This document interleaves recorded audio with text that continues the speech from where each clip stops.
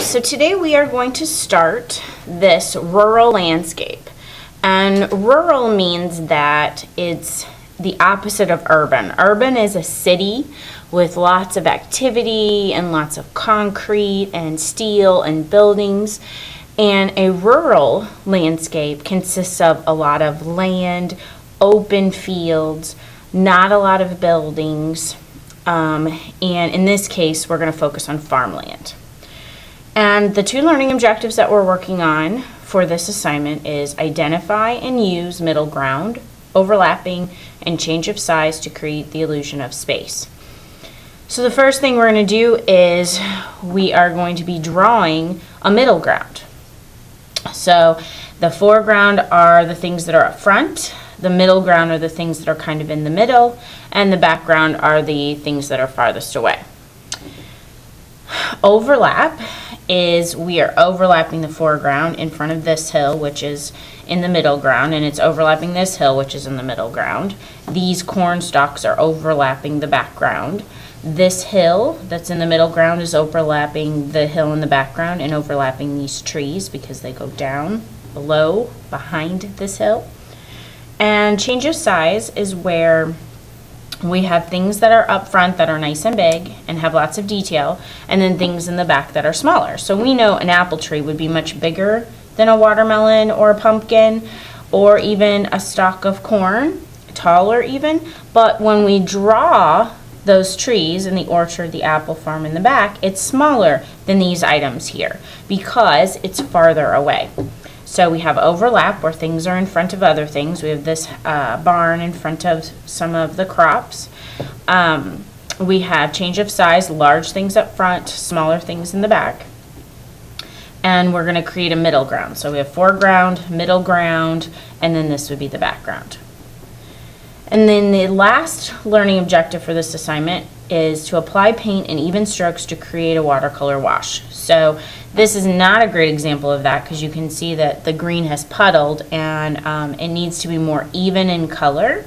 And so I'm going to show you how to do that at the very end. So this is a standard rural landscape where you just have your crops, your hills, and your two barns showing change of size, large barn up front, small barn in the back. Or you can always make the landscape your own by adding other details. So we've added a barbed wire fence or a white picket fence. We've got a pig or scarecrow. So you can think of some things that would be in a rural landscape. What would be in farmland? What would be out in the country? And also, this is an example of doing a nighttime scene. So we have a daytime scene with the sun and the moon and blue skies. And on this one, we have a nighttime scene with moon and some clouds and a dark sky. So the way that we start this is we're going to start with the hills in the foreground. You're going to start somewhere near the middle. You could always start off to one side if you want, but near the bottom. And you're going to draw a curved line that curves off to one side. And this will be our hill that's in the foreground that's up front. And then this is going to be our middle ground hill. So we're drawing another curved line starting at the side of this curved line curving off. So we have our foreground, the hill that's closest to us. We have our middle ground, the hill that's in the middle. And then you're going to add two small hills on the side and then connect them with one big hill. So a small hill here, small hill here, and then a nice curved line from one side to the other. So you have about 5 hills.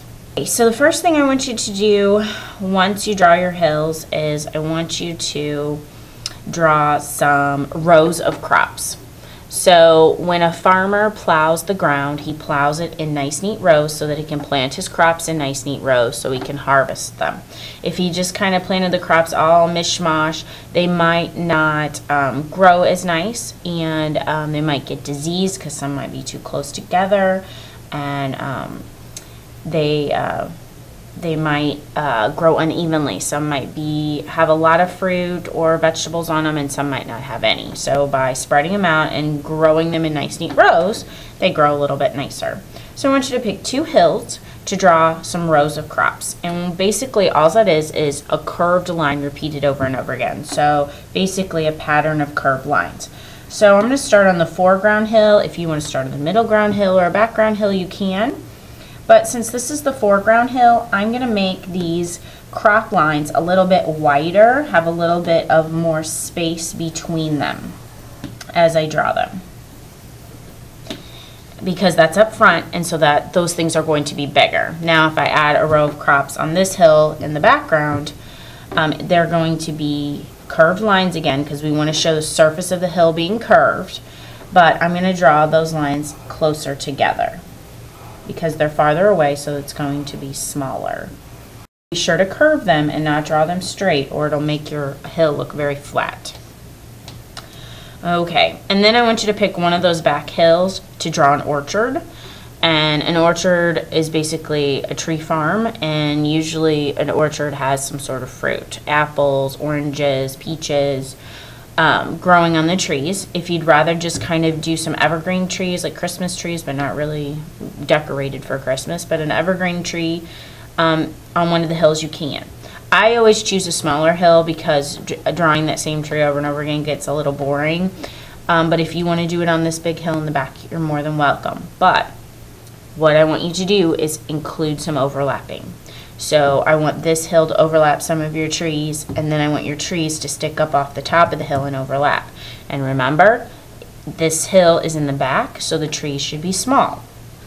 So I'm going to show you how to draw both kinds of trees. We're going to base our rural landscape on the work of Grant Wood, and he always did very stylized, simple trees. So we're going to do some stylized trees. I call them almost lollipop trees, because you kind of start with the top of the tree almost as a circle, and then you add a stick. And then you add some fruit. Now, since I decided to make the tree that big, I want the rest of them to be about that big, that size. So I'm going to draw another one here, and here's where the overlapping comes in. So I won't draw all of it, all of the trunk of the tree. And then maybe another one here and overlapping the side. And then I have to erase what falls inside there. Now, an evergreen tree, you can draw it a couple of different ways. You could just kind of draw a triangle, and then of course you need to erase, and it overlaps the top of the hill. Or if you want, you could draw kind of a series of upside down V's.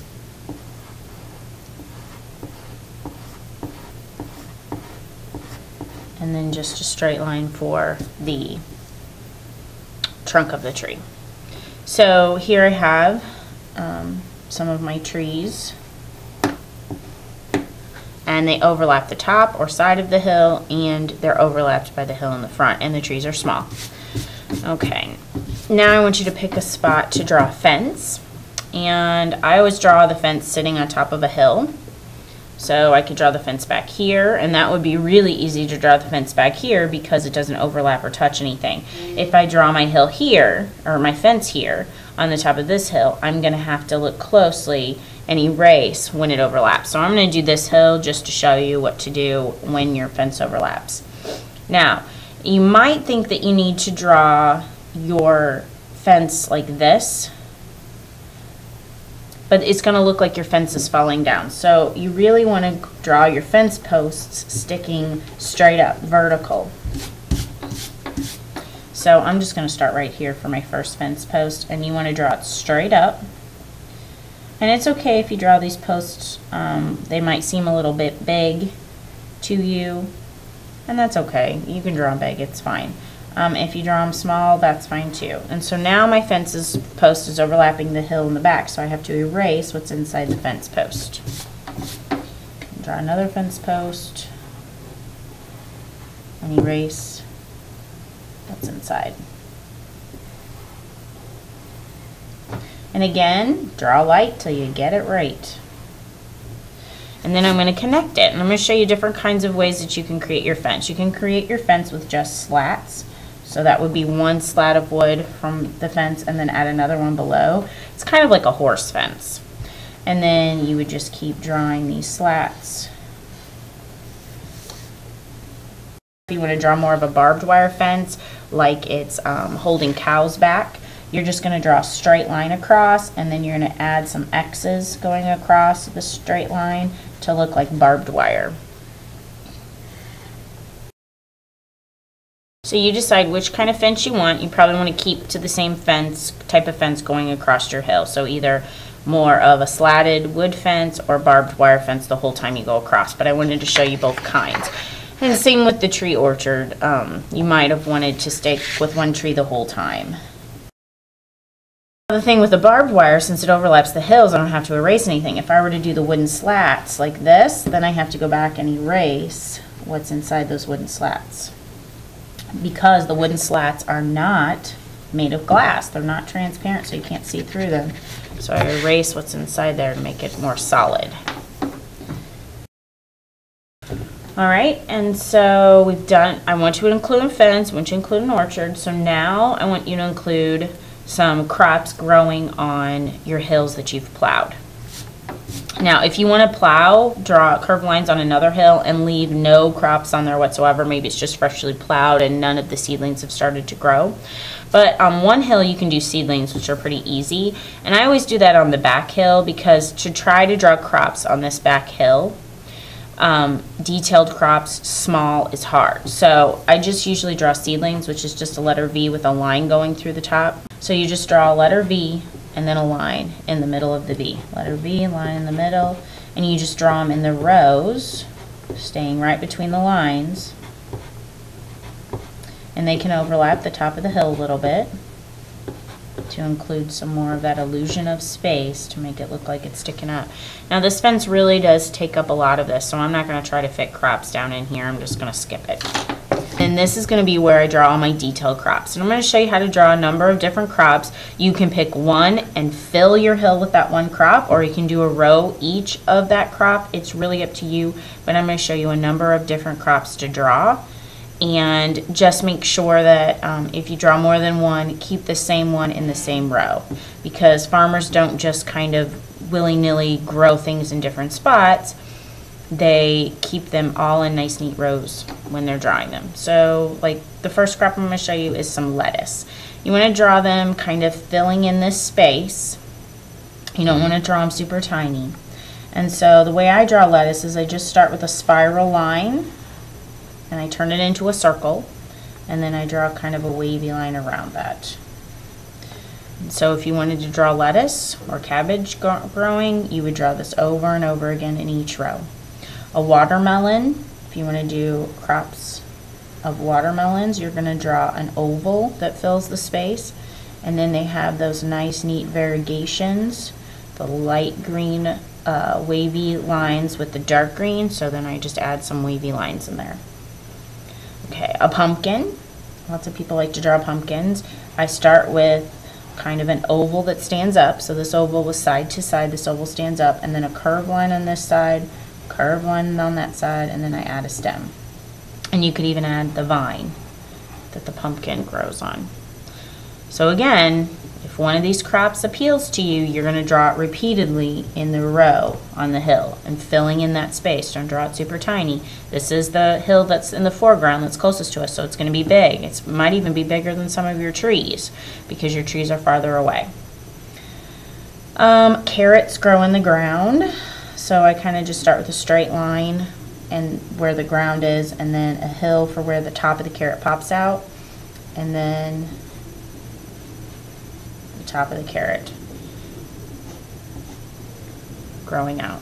And then you draw another one just like that. And you keep drawing them. And of course you color this orange so everybody would know that was a carrot. Corn. A lot of farmers in the area grow corn. And so you're going to start with a straight line and then the long droopy leaves that hang off a stalk of corn, and then the corn cobs grow right where the leaves meet the stalk. So I draw a long curved line. You could even make it more of an oval if you want. And then at the top of the corn stalk is some silk. It's called silk or tasseling, and it just gets this little fan of little brown strings of leaves that stick up off the top. And so you're going to keep drawing these. So the corn might be the trickiest to draw because you're going to draw it vertical, up and down, just like you did your fence posts. So you would draw another one here, and another one here, and it's going to start to overlap the top of the hill. For realism, you don't want to keep them crouched down in here. So if I were going to keep drawing these carrots, they're going to eventually stick up off the top of the hill. And then you've got to erase the top of the hill that's inside, because your carrot's not made of glass, so you can't see it. And then the thing about corn, when you're drawing a stalk of corn, you don't have to do much erasing. I'm just going to erase a little bit where this corn cob is. Just like that. Okay? And if you can think of any other kinds of crops you want me to show you how to draw, I would be happy to do that. But I want you to continue to draw your crops. Oh, tomato bushes. A lot of students ask me to show you how to draw. They grow in a bush. So I kind of just draw almost like, it looks like a little miniature tree, and then I add the big tomatoes growing on there. It doesn't look great, it doesn't look very realistic, but a lot of students want me to draw tomatoes. So there's tomatoes. I can't think of any other crops right now, but I'm sure if you come up with something, I can try and show you how to draw that. So I would continue to fill in right here with the crops. I'm not going to make you watch me do that. And so now I have 2 empty hills. And that's okay to leave 2 of your hills empty. One hill you're going to put your barn on, and the back hill can be empty. Now you can add another fence if you want, if you want to add another fence back here. But at the very least, you need to add something in your sky. So is it nighttime or daytime? So I'm going to make this a nighttime scene. So I'm going to add a crescent moon. And maybe I just add some stars. And I'm not going to draw my stars. I would just color those in with crayon. So once you get your landscape drawn neatly, you're going to start tracing everything with crayon. And I want you to use realistic colored crayons. So you're not going to be using purples in your landscape. You're not going to be using pinks in your landscape. And so I want you to find a couple of different greens. There's a blue green. There is a yellow green and a regular green. And if you don't like the blue green, if you think it's too blue, then don't use it. But I want you to take, and on your hills that are not plowed, that don't have those lines, I want you to take and press hard and trace the top of the hills. Then use your brown crayon to trace the hills that are plowed for the crops. But I also want you to trace those lines that are also the rows of crops that are plowed. Press hard with your crayons, because we're doing a crayon watercolor resist. So we're going to be coloring in with crayon, or outlining with crayon, and then painting or filling in with watercolor. Use crayon to do your crops. So the seedlings are easy. You just use green and you just trace right over the top, press hard. With these, the watermelons, you're going to outline with dark green. Take your yellow green, your light green, and color in those wavy lines. And then fill in the watermelons with the regular green. With the lettuce or the cabbage, you could use dark green or light green, whatever you want. I've got dark green in my hand, so I'm going to go ahead and use that. You're going to trace over the top or the outline of it, pressing hard with a dark pressure. And then you're going to lightly fill it in. We don't want to lose the detail of that spiral when you color it in.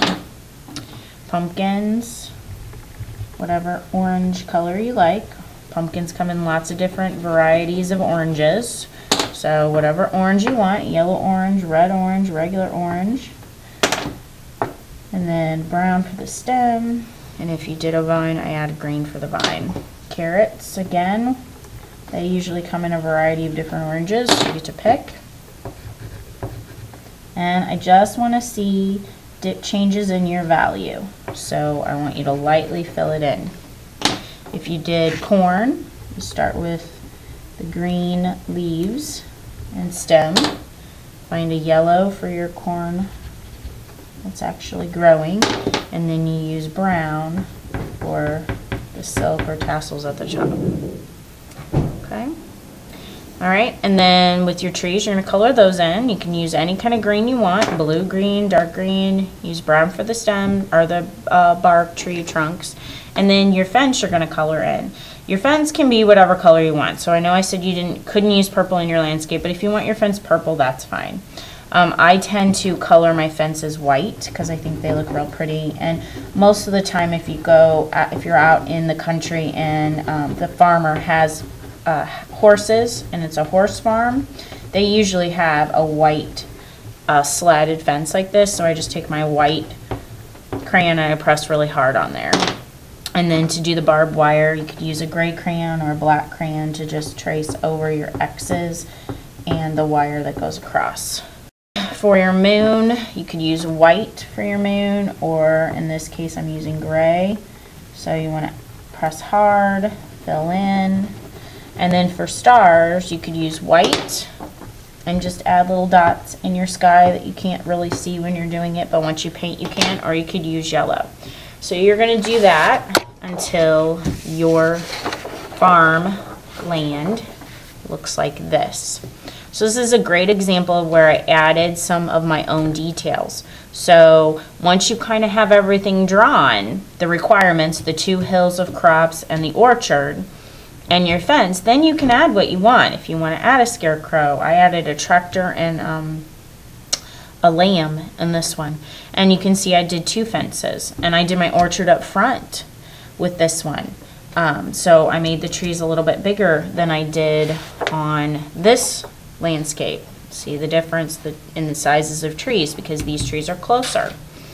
So once you have everything outlined, and then you have your crops, your fences colored in, and any additional details colored in, and your sky details colored in, you're ready to paint. And that's where apply paint in even strokes to create a watercolor wash, that learning objective, that last one, comes into play. So when you're ready to paint, you're going to need a black paper, like black placemat, to go under your work because you're going to be painting the edges of your paper. You're going to need a paint tray,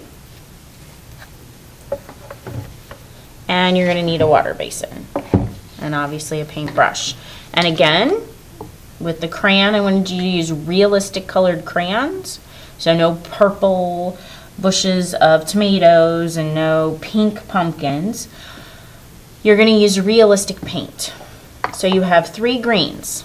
And what I like to do is get a puddle of water on my greens. You have a blue green, a regular green, and a yellow green. And I usually start with my hills because that's most of the paper is the hills. And I also get brown wet because the hills that are plowed, they don't have grass growing on them, so they're not going to be green. They're going to be brown because they're dirt. And if you colored neatly with crayon and heavily, when you paint, it's a watercolor crayon resist. So the crayon is going to push that watercolor off of it and you won't cover it up. But remember, I want even strokes, even color of paint. So when you do a hill, look at it. So here the hill is finished, but look, it's really dark up here and really light down here. So I'm going to try and take some of this paint and move it down here to darken this up and lighten up the top so that it's an even amount of color. So this should be brown as well, so I'm going to get my paintbrush wet, get a little bit of brown paint on there. And I always usually start at the top of the hill because when I paint the edges of something and then pull the paint in towards the center. So with the hill, I'm painting the top edge of the hill and then bringing it down. And that's really dark. So I'm pulling that dark paint down to lighten it up at the top and make it an even color coming down. Just look at your paint when you're painting, the color of your paint. Do you have lots of areas that are light areas and then some big areas of dark color? Move that paint around, even it out. You get some plain water on your paintbrush if you need to, or just take your paintbrush and pull that paint, the dark color, to where the light color is to even it out. This hill looks pretty even in color. A little lighter over here. There we go. Pretty even in color. It's still a little light over here, isn't it? Let's add a little bit more paint. That's my paintbrush off, and I do the same for the next hill. My paint is really wet, so I'm getting a lot of dark color from it. So I need to be careful not to get any more paint, especially on this tiny little hill. I don't want to get any more paint here, and just move this paint around that I have. Because remember, watercolor paint, if you use it directly out of the bin, it's going to stay sticky and it won't dry. So you don't want to paint watercolor paint on too dark. I need to paint this hill, and then the background, or the sky, I'm sorry, is going nighttime, so I'm going to paint that black. You know you're finished painting when you don't have any white paper left. Now, the very last step is to add that change of size. We added change of size with our crops, but we're going to add change of size by adding a structure. We're going to add a barn, and we're going to add two barns. We're going to add a large barn and a small barn. I'm going to start with a square red piece of paper, and you're going to fold it in half, and I want you to cut the roof of your barn, and you need to look at the fold. Where the fold is, where that crease is, the middle of your paper, you're going to cut from where that crease is over to the side, so that when you open it up, it's in one piece. If you cut, instead of cutting, so what I did was, here's my fold, and I cut like this. If you flip it by accident and you cut like this, when you open it up, it'll look like that. So see the difference? Now, I don't want you to throw this away and try again. I don't want you to erase red paper. The way that you can fix this is you take it, you cut it in half, and then you put these two sides together like that, and look, it matches. And all you need is a piece of masking tape to tape. Like I've taped this together, because what you're going to do, this has the top snipped off. You're going to snip the top off to make it look more like a barn and not like a red house. So this kind of, to me, looks like a red house. If I snip the top off, it looks more like a barn shape. So this person cut it in two pieces, and we just taped it together, and that'll be the back. Nobody will see it when we glue it down. So don't throw this away. Get some tape and tape it together. Don't get a second piece of red. So here is my red barn. Then you're going to get yourself a piece of blue scrap and a piece of white scrap. And the first thing I want you to do with the white scrap is you're going to cut some long, skinny white strips. Then you're going to take your glue. You're going to run a line of glue, thin, skinny line of glue, all the way around your barn. And then take these strips and glue them. And I start at corners and then bring them straight down and hang off the bottom. And here, so you need 5 of these, just like this. And I know this looks absolutely ridiculous right now, but then give your glue a little time to set up and get a little sticky. Then you flip your barn over and you trim all that off. And I haven't given my glue some time to get sticky yet, so you want to give it a little bit of time so it doesn't move on you. So now when I flip my barn over, it all matches and is even. Oops, I forgot this one. Okay. Now we need a barn door, but this barn door seems way too big, so I'm going to trim that down a little bit. Do double barn doors that way. I'm going to glue that on. And then I want you to do that traditional X that you see on a barn door. So you're going to draw with your glue a line of X, and then you got to cut some more strips. And then take one strip and make part of your X, and then make the other part. Just like that. And flip it over.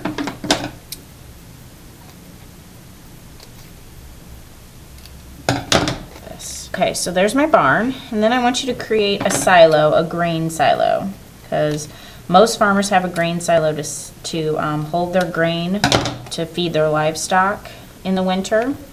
So you're going to get yourself another piece of red, but a long skinny piece of red, and you're going to, the silo should be probably a little bit taller than your barn, so you're going to cut a curved line for your silo, and then I'm going to add a little blue door at the bottom of my silo so the farmer can get in and add check his grain and see if he has enough grain to get through the winter. So there's my big barn and my big silo. Now I need to make a little barn for the background, and I have this little red paper left over. I also have this red paper left over from when I cut the corners. So I have this paper too. I think from this paper's a little bit bigger. I'm gonna cut a square. So I'm just actually gonna leave it folded like this, and I'm gonna cut, oh, look at this. I just cut one line and I have a barn. So I'm just gonna do that, perfect. Cut the tip off. I don't need to add a door. I don't need to add the white trim because this is far away. So this has less detail. You know, things up front have detail and things in the back don't have as much detail. So this is our barn. This is the big barn with all the detail. This is the little barn without all the detail. And I'm going to make this a little bit smaller. So that'll be my big barn, my small barn, I'm sorry. And then the scrap that's left over, I'm going to cut a silo for the green. Now you don't have to include a silo if you don't want to. If I look at this, that's all right. It's not bad. Okay, so I have my large barn and my small barn and my large silo and my small silo. So very last final step to your rural landscape is to glue your barn on and your silos on. So you're going to place this big barn in the front somewhere. I don't want it to cover up all my beautiful crops that I drew all those details, so I'm going to put the barn on this hill. And I'm going to put the silo right next to the barn. Don't make the mistake of trying to glue it sitting on top of the hill crooked. Just overlap the hill and glue it straight up and down. And then this barn here is my tiny barn, so I'm going to put that way back here. Maybe, yeah, I'll put it over here. It doesn't exactly look realistic next to that gigantic fence, but that's okay. I have shown that small barn goes in the back, the large barn goes in the front. So I know that large detailed items are up front, small items with no detail go in the back. So I have shown the illusion of space. And so this is your finished rural landscape.